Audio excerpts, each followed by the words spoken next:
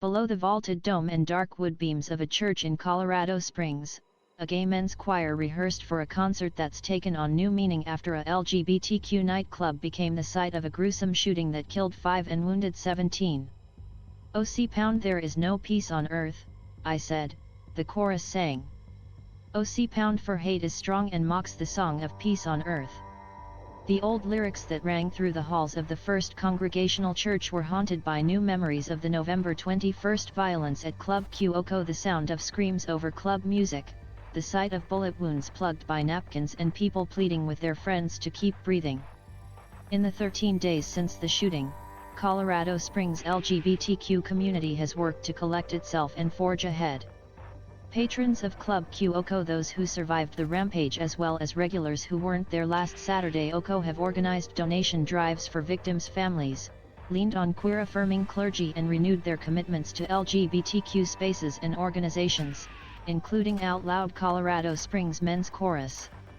Gay and lesbian choruses like Out Loud were born out of the 1978 assassination of San Francisco Supervisor Harvey Milk and have remained steadfast pillars of the LGBTQ community from the AIDS crisis through mass shootings such as Orlando's Pulse nightclub in 2016. In Colorado Springs, members of Out Loud prepared for 3 sold-out concerts, their first performances since the COVID-19 pandemic forced them to cancel shows. The rehearsals brought laughter, and at times damp eyes, chins raised and heads defiantly held forward. They're sending a clear message, OC we are saying we are still here, said Marius Nielsen, a transgender man who sung from the front row at a Wednesday night rehearsal. In one practice session, Nielsen broke down while singing. He said he felt the swelling strength of those around him through the music. OC everyone has you, even if you falter, he said. The concertico's solemn notes punctuated a largely joyful event where talented singers belted out Christmas carol medleys, some more campy than others.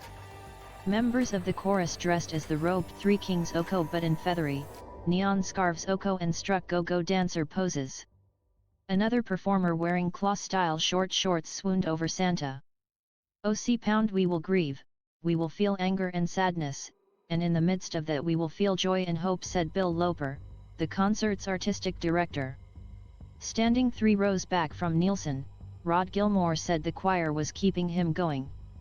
With the violent memories still fresh, Club Q shooting survivor Gilmore said he would have re-entered the closet he left last year at age 55 if it wasn't for those standing next to him in the church.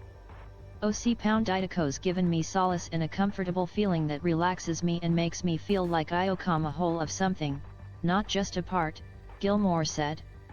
Colorado Springs residents are working to spread that feeling of togetherness throughout their city. Matthew Haynes, Club QSCO owner, is looking to remodel and install a garden and memorial to celebrate the lives lost. A friend cooked a vegan casserole for the owners. A Las Vegas resident drove to Colorado Springs to play a piano fastened to the bed of his red Toyota pickup. OC there's no playbook for this, said Haynes, who has started a GoFundMe page committed to bringing Club Q back as the safe space for Colorado Springs. His first goal is to ensure survivors and those mourning are supported. At a memorial on Wednesday, Colorado Governor Jared Polis paid his respects in front of a heaping row of flowers and gazed at photos of those lost. In 2018, Polis became the first openly gay man elected governor in the U.S.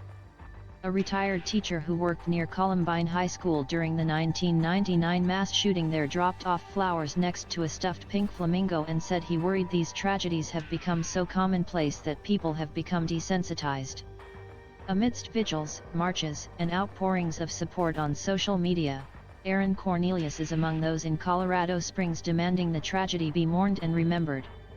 OC we are not going away, Cornelius told a large audience Tuesday night at Lulu's Downstairs, a bar just west of Colorado Springs that held a silent auction where poets, speakers, and musicians performed. OC this community is a lot stronger than they think.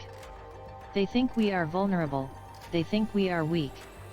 On stage, they oscillated between fiery calls to action to fight the status quo and gentler messages advocating love over hate.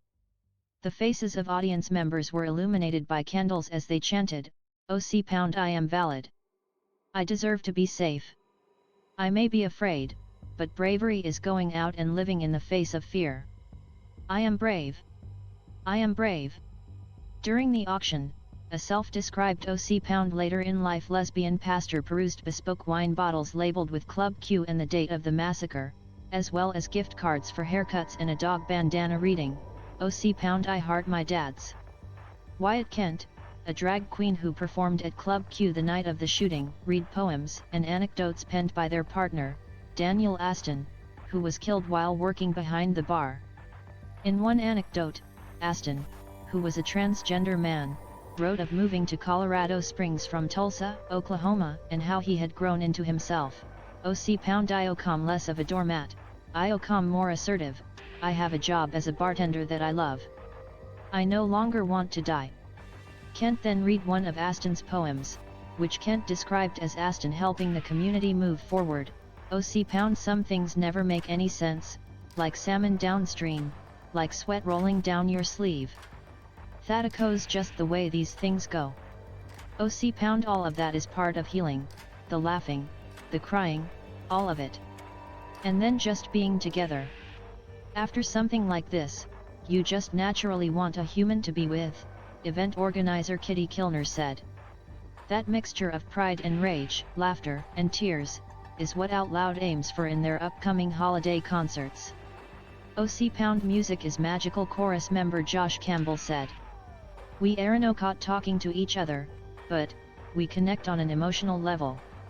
The small audience sensed that magic at rehearsal as the chorus progressed through I Heard the Bells on Christmas Day, a carol based on a Civil War-era poem by Henry Wadsworth Longfellow about his wounded son.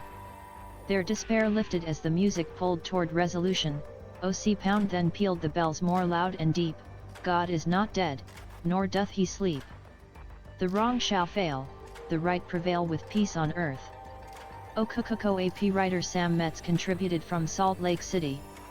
Jesse Bedane is a core member for the Associated Press/Report for America Statehouse News Initiative. Report for America is a nonprofit national service program that places journalists in local newsrooms to report on undercovered issues.